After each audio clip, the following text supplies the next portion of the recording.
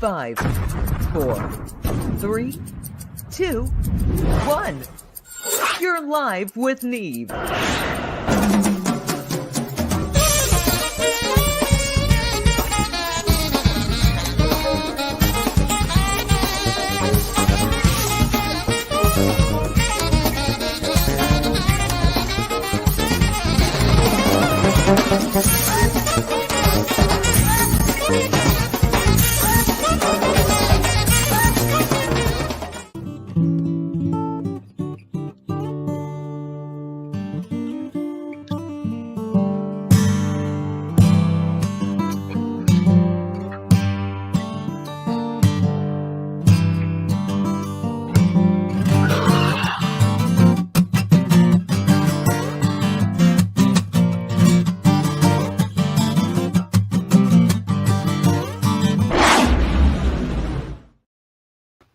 All right. Happy Friday, everybody. Here we are. You're on Live with Neve. I've got no green screen today, so you can forgive. I've got this weird televangelist hair going on. Heal thee. We'll all be healed of something today. It's Friday. It's like the end of the week. I'm just glad it's here. I've got a great guest on who I think you're going to enjoy. There's a couple of interesting things about our guest.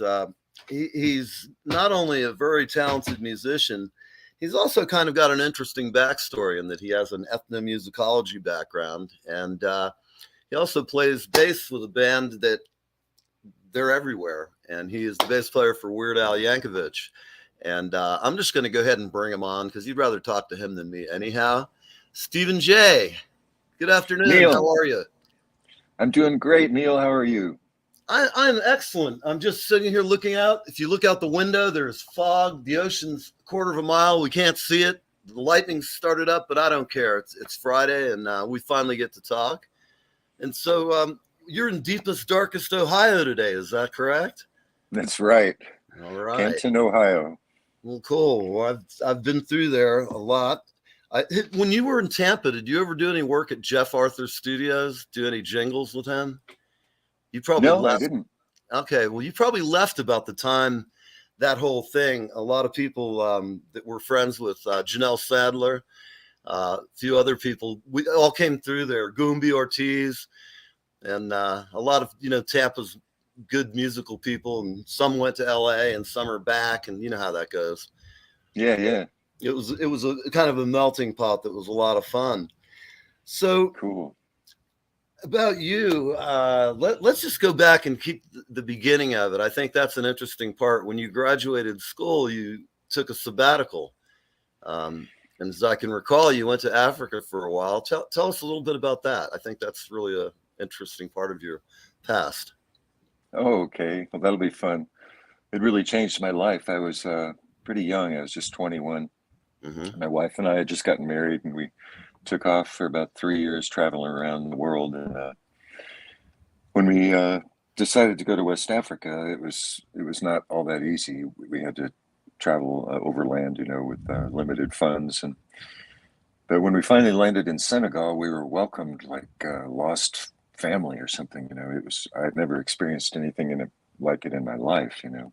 even in the city of Dakar, which was mm-hmm. different than the villages. People were just so happy to see us. It was something nice. I didn't understand immediately. But then we got out into the bush, I guess you'd call it, away from cities, where we stayed for a little over 2 years. Mm-hmm. And I can start by telling you that everywhere we went, we were welcomed like family. People would literally sometimes fight over who would get to take care of us. We'd walk into a little village, and we'd instantly be offered a place to sleep and mm-hmm. food, and nothing would be asked of us. I later found out that's because strangers are a sign of good luck in traditional West African culture. But I was there for the music, of course. Mm-hmm. And so once we got to a place where, I could hear that the music that was happening was where I wanted to go, mm-hmm. I first started asking where I could buy an instrument. And you have to imagine this was very much like life has been for thousands of years back then, out in the remote regions of Niger and mm-hmm. Upper Volta. Did you ever see the movie The Gods Must Be Crazy? Yes, that's okay. Okay. Great movie. Well, A lot of fun. yeah, it makes it really, really fun. But that's basically how things were. We'd walk into a village and people would look at our clothes and our buttons and things and like, where did you get this thing? Where did this come from? They Wow. were they were so independent of Hmm. the rest of the world culture that we were a big show when Barbara and I would come into town. So, like I said, I asked someone where I could buy an instrument, and they pretty much looked at me like I was out of my mind because I later found out they didn't buy and sell instruments in traditional African culture. They give them away as gifts, or people inherit them, but they're pretty much sacred objects. Hmm. And part of that is because of the basic animist philosophy that pervades Africa, Hmm. where everything is believed to have a will and a volition identical to ours, just on different scales. In other Right. words, everything is alive. Hmm. All the objects which we would call inanimate are not Right. considered inanimate. And so instruments are very special living things, and so people wouldn't sell them into slavery. So that's why they thought Right. I was kind of out of my mind. So Hmm. I had to find a way to get an instrument. So I found an old broken drum shell on a trash pile, and I got some skin and I attached the skin to it so I could make a sound with it. And then I asked where I might find a teacher, and I was directed to a man named Issa Hamani, who was a drum master in the MA Niger in 1973. Hmm. And I didn't speak Jerma, his language at the time, but I found a shoemaker from Ghana who could translate from English into Jerma. And I got him to tell him that I wanted to learn to play. And Hmm. Issa looked at me like, this is so unusual. We've never had this happen before. Have a person of your culture come into our world and want to be involved. So he gave me a break, and he had me imitate a rhythm that he played, and the rhythm I can still remember it. It was played on a talking drum. That's the Hmm. hourglass shaped drum that you squeeze and change Right. the pitch Right. on. And by the way, you can actually speak very clearly on that because in most West African languages, the inflections are constant for a given word. So, whereas in our language, we can give any kind of inflection to a different word to make it have different shades of meaning. In Hmm. West Africa, the inflection for a given word stays the same. So it's actually possible for people to tell jokes, sing songs, read the news, do actually literal speaking with the drum, which is why they call it the talking drum. So, for example, um, if there was a problem with two words having the same pitch pattern, then they just collaborate. So, say the word for tree and the word for sky had the same pitch pattern in their sentence. If they were talking about a tree, they might say the tree that has Hmm. leaves on it, so that you'd know they weren't talking about the sky. But anyway, so the first thing he played for me was a rhythm that went boom, boom, boom, boom, boom, boom, boom, boom. So I played it back, and he looked a little bit startled, and then he played me more rhythms, and I played him back. And he was very, very intrigued and very kind, and kind of looked at me like a son or something. But he was pretty fascinated because he had never seen a person from my culture, who could Hmm. memorize rhythms quickly. And I had just gotten out of college, and of course, I could do that. I could, if you sing me a Sure. rhythm, I could repeat it just like you can. Hmm. So he decided to have some fun with me. Immediately, he thought, "Wow, there's a way to make some money with this guy." And so the first thing he did, he first of all he taught me a bunch of call and response rhythms where he'd play a certain rhythm, and Hmm. then I would learn it, and then he'd play something that was calling for it, and I'd answer him with that. So after I had memorized a few dozen of these rhythms, he would let you take a taxi cab, and he would sit in the front, and I would sit in the back, little Hmm. tiny Fiat taxi cab, All and we'd right. drive around this. We'd drive around the streets of Niamey, and he'd pull over and he'd wave his arms or get out, and his friends would all gather because he was very famous as the master drummer of Niamey. And then he'd play something on his drum, and then I'd play it back, and his friends would all fall on the ground laughing because he was I he, love it. he was telling jokes, and he was using me to deliver the punchlines. And a lot of times I was the subject of the joke, like after I learned the language, he would say things like, "Did you ever know that a person like this could understand our language?" And then he'd put the words in my mouth, although I didn't know what I was saying at the time. The words might be something like, "You're damn right, I understand your language."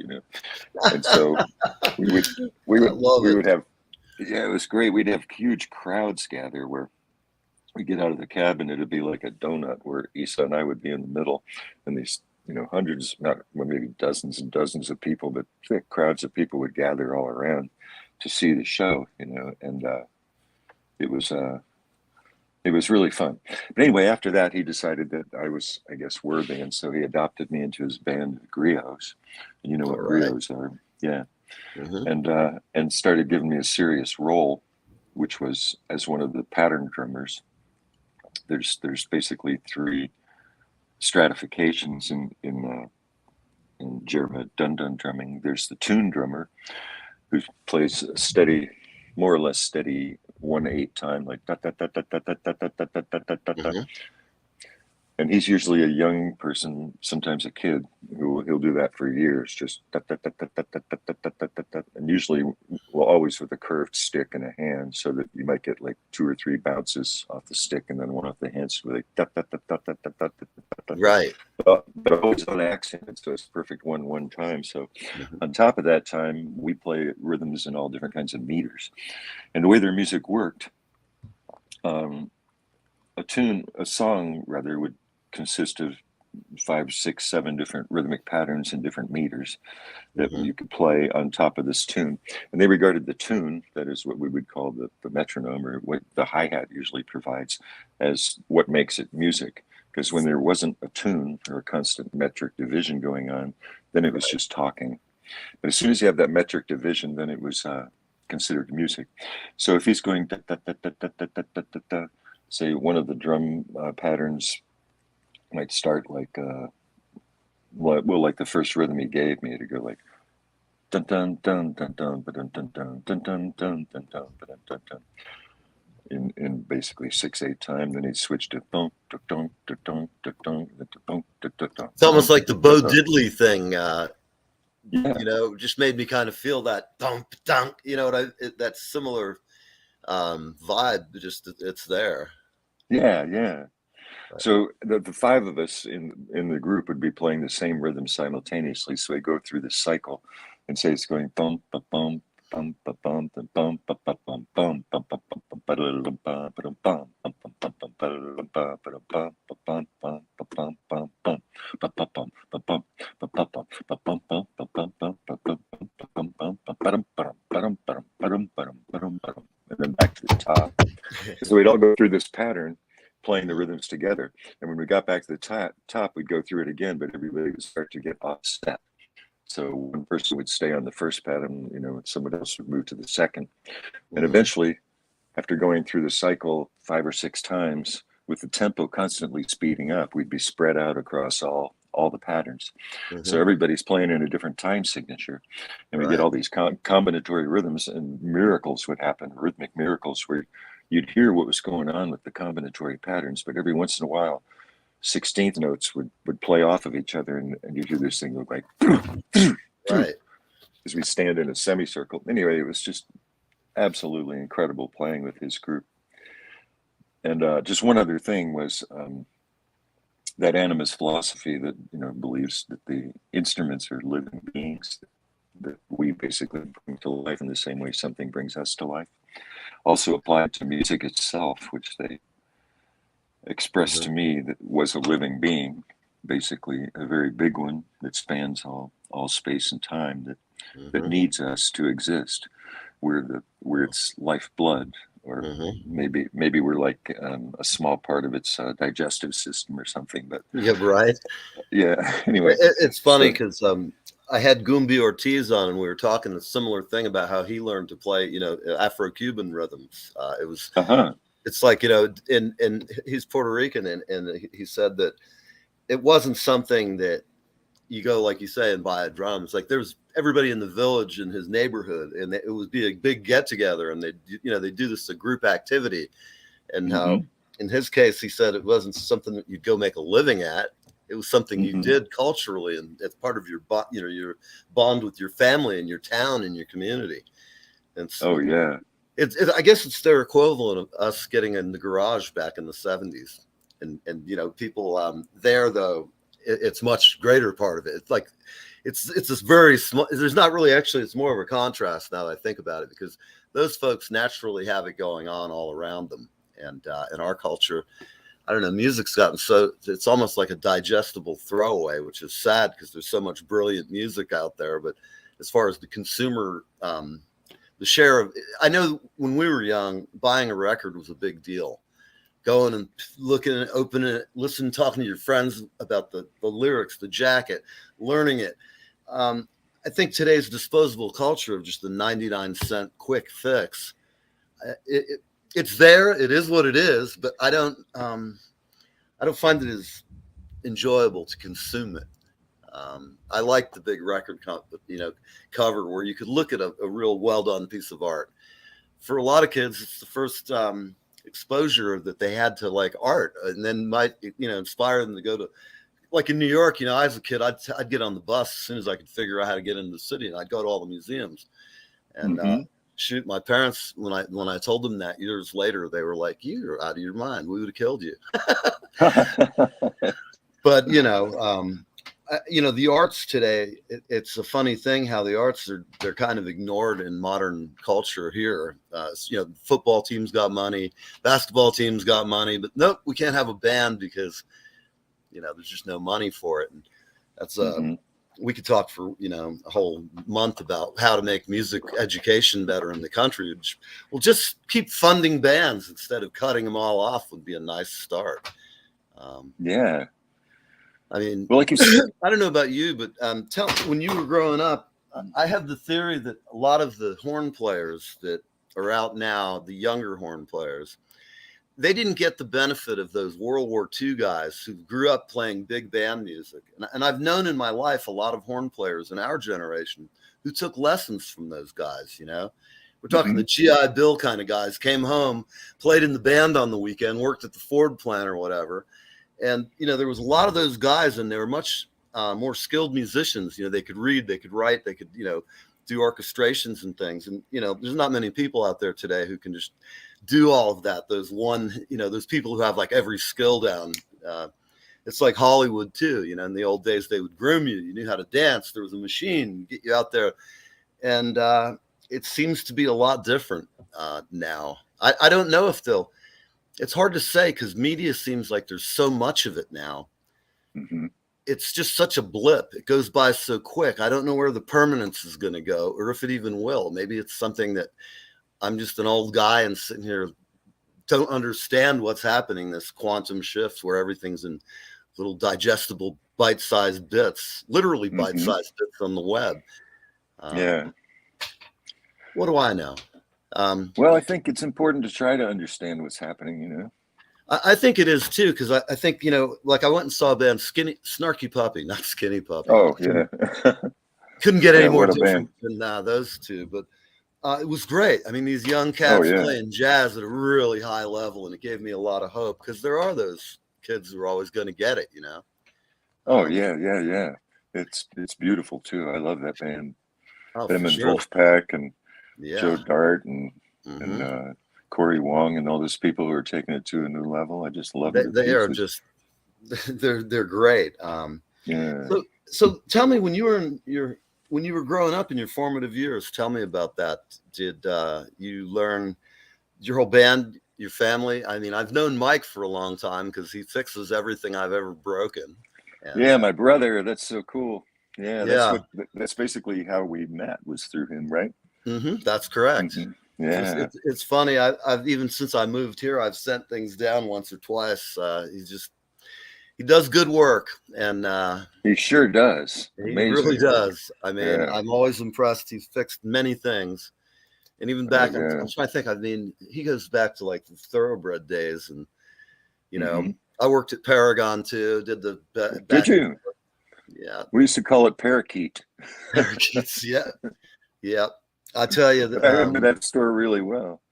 Oh yeah, So tell me about when you were growing up. What was it like? Did your mom and your folks, I know a little bit that your mom, I've seen on your page, Mhm. thankfully she's still here and you guys seem to have a great relationship. Did she draw you to the arts, or did you just come in and say, I want to play in a band, or how did that work?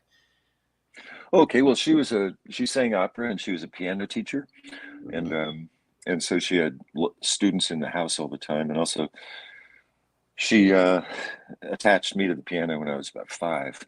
But my dad was also a musician, and he played banjo and harmonica Mhm. and accordion actually. And my older sister Ellen, she played guitar, so I was surrounded by it. But I can remember moments watching my mom play where she'd be just lost in ecstasy playing Claire de Lune or something, and I'm Mhm. this little 4-year-old, 5-year-old kid, and you could see it. It was obvious Right. that this person was experiencing something super cool, and so it was just natural, like a magnet. That's where I wanted to go, Sure. and Sure. and she and my dad and everyone else encouraged it more than anything. My report card didn't matter as much as what I was doing musically, so I was really, really blessed to be born Great, into that great band situation. parents. Yeah, yeah, Hmm. really. That's And that's then a good memory. yeah, and then when I got to be, I guess when I was about 7, I kind of felt like life was so incredible.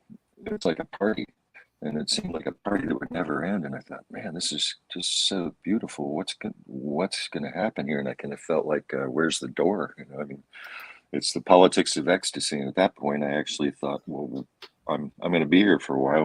What am I going to do with my time? And I thought, well, maybe I could create something nice to leave for future generations. And it sure would be fun to try to do it with music. And so that's what Absolutely. got me started wanting to be a musician.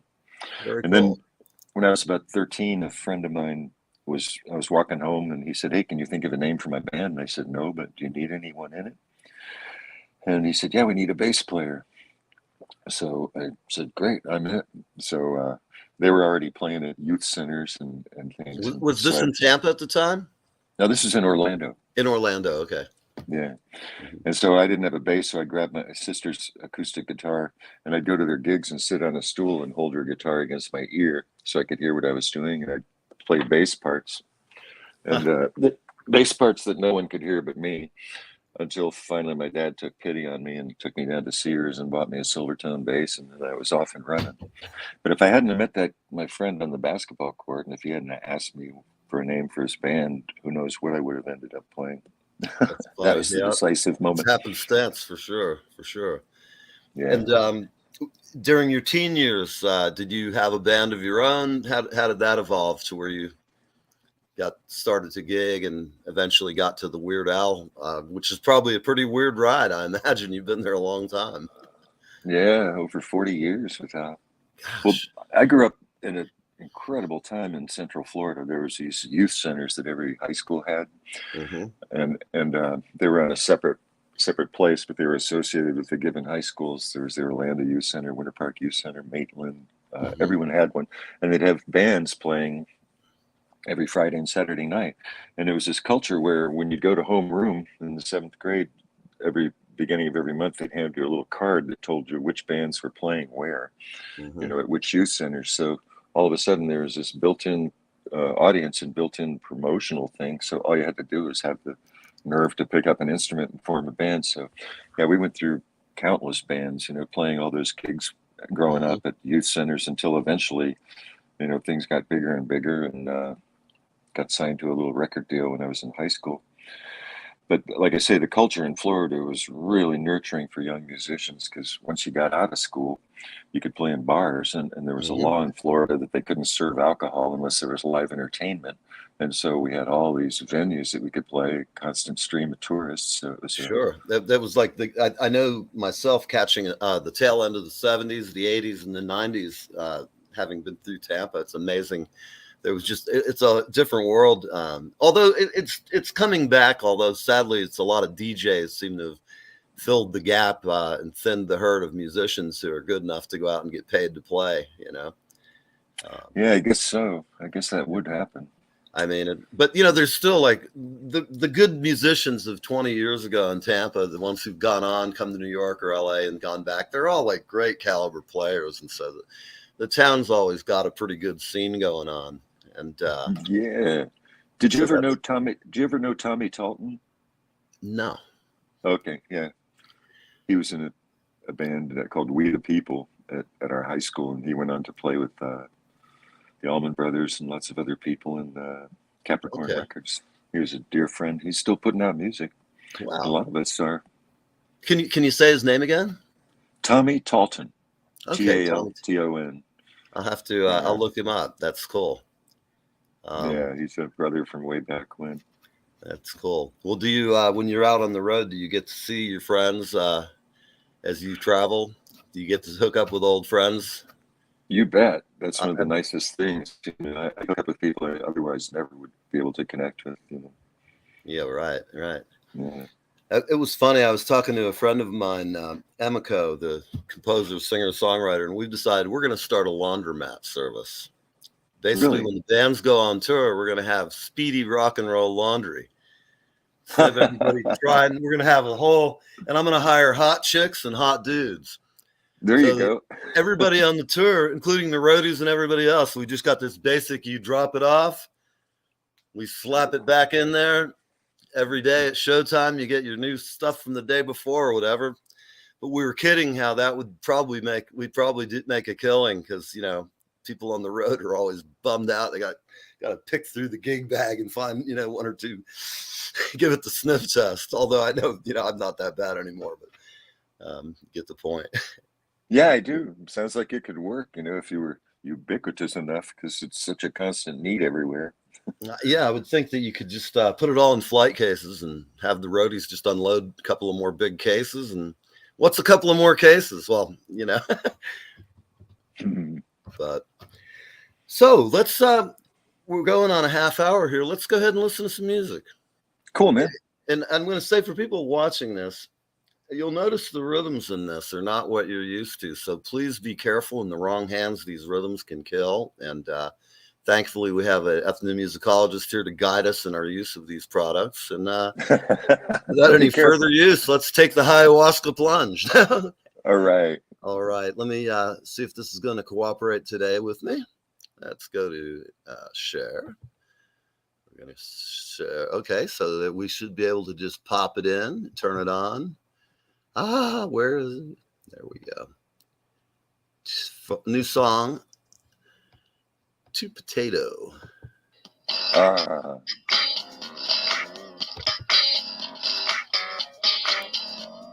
We are with Steve J, live with Neve, 1:30.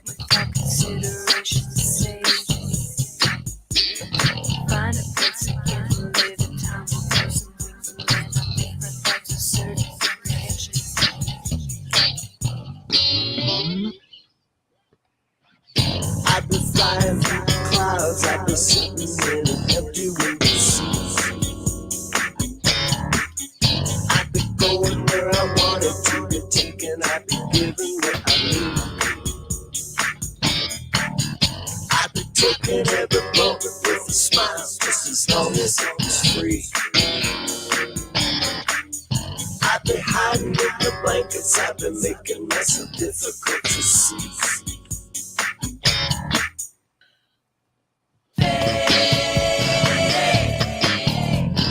Moves outside the dictation.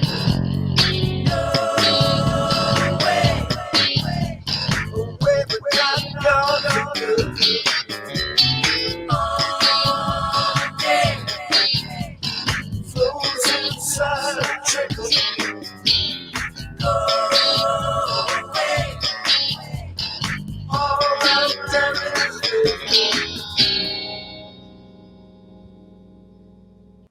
All right, all right. Very nice. That is an Thanks, excellent. man. The new. Oh, and there we go. We have Chuck Mangione crooning in. Ah, let's kill it before it multiplies. Sorry, Chuck. Oh my God, I love Chuck, but goddamn, didn't plan on that. Where did he come from? He was apparently YouTube was into automatically playing something next. Oh, I got you. Cool. So Yeah. you're okay. sandwiched between him and what's the other one? Kenny G. That's a horrible place to be. Well, I'm kidding. It's just yeah. Kenny. I don't know. I guess he like owns part of Starbucks now. Really? Yeah, if I'm not mistaken, he invested early because he did a jingle for him and he started digging the company. Huh. Before you know it, he said, "Let's buy the company," or he invested in it. So apparently, he's done No really kidding. well off that. No kidding. I didn't know that. Yeah, That's that's cool. pretty cool, man. I got to give him credit for that one. Yeah, he's contributing to a very worthwhile cause, eh? Absolutely. Coffee. So, we've been talking about where you've come from and to where you're at now, playing with Weird Al. Mm-hmm. You've got, I think, with your foundation in music, you pretty much can play anything. You've been playing a long time, and you can read music and have a degree in it. How did that come about that you met Al and just ended up here we are 40 years later? How did that transpire? Okay. Well, it was thanks to Frank Zappa. He walked into a club that I was playing in with a band in Tampa. It was sort of a Studio 54 disco club.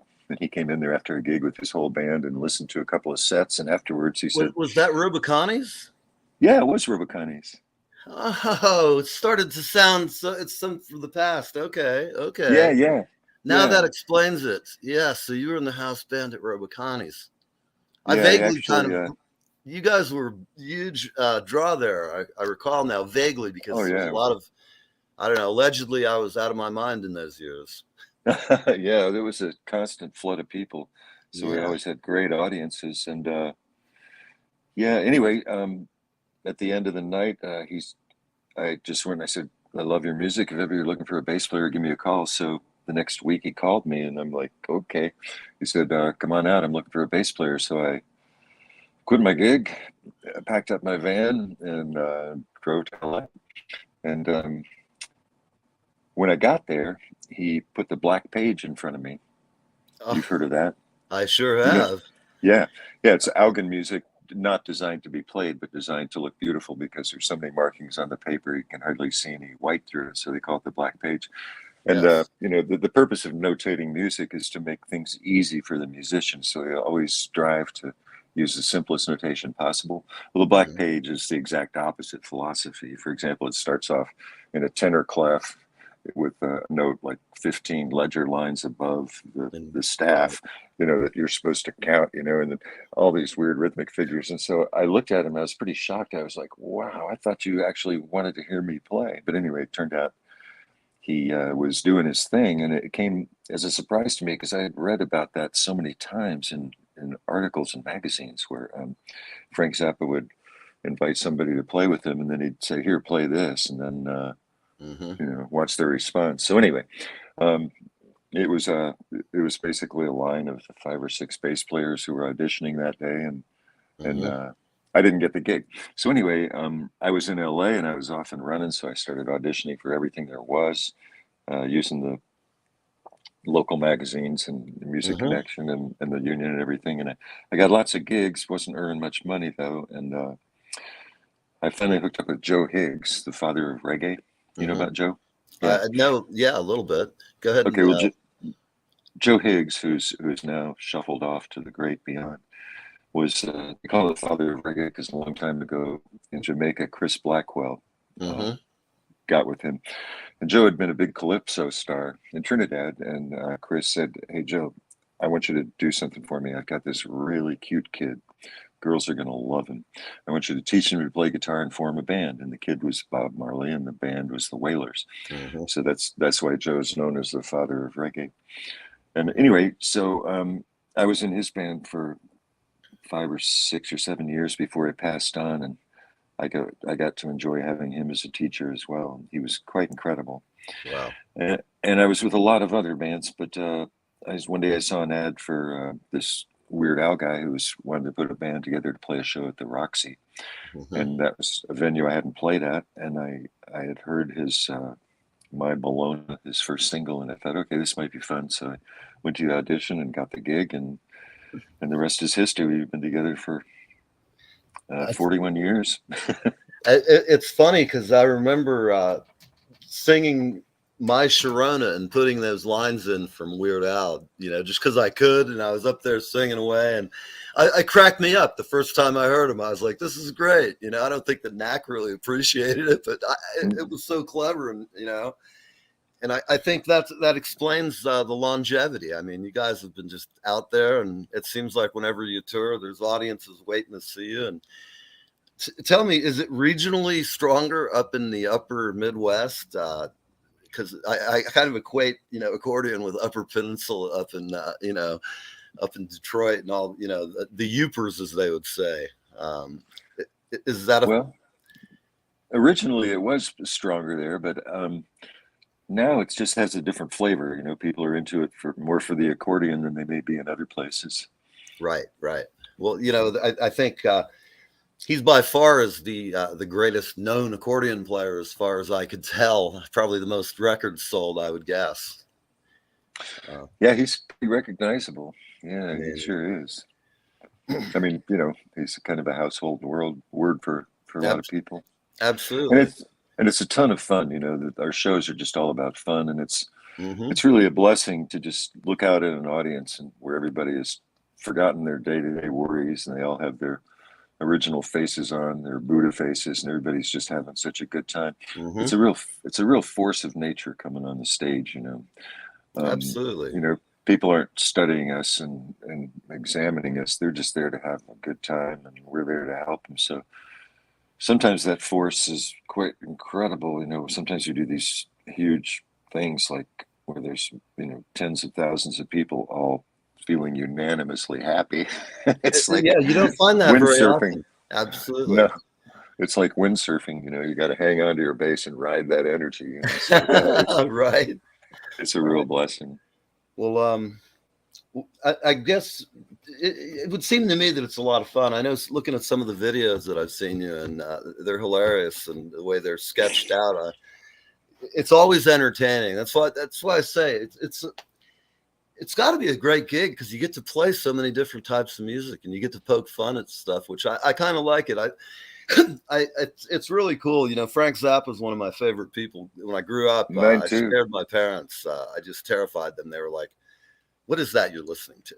So at least they noticed, But then they had to deal with me running around singing, "Watch out where the Huskies go, and don't you eat that yellow snow." And they'd be like, "Well, I guess it's harmless." I guess, I mean, what's wrong with a mud shark, right? Yeah, shark.